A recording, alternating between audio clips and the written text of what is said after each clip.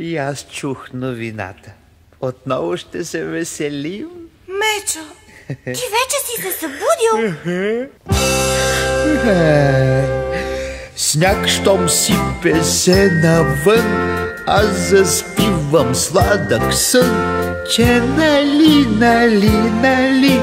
ах, как сладичко се спи.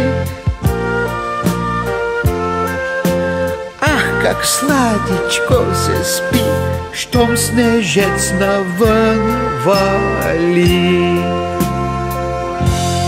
И точно сънувах, че си близвам от медеца и мама ме събуди.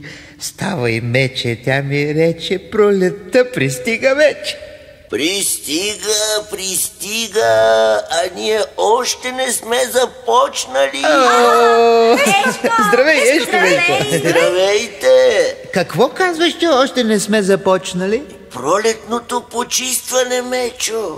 Чакай де, аз още не съм се събудил. Тогава по-бързо се събуждай, че Ешко е прав. Погледнете гората, колко е неприветлива. Съвърнякът е виновен. Като задуха, чупи клони, хвърли листа в поточето. А зелевите листа пред кащурката ти, зайко? Севернякът ли ги довея? Не, но аз ще се ги почистя, обещавам. А черупките от орехи и лешници около къщичката на Рунтавелка, севернякът ли ги разхвърля?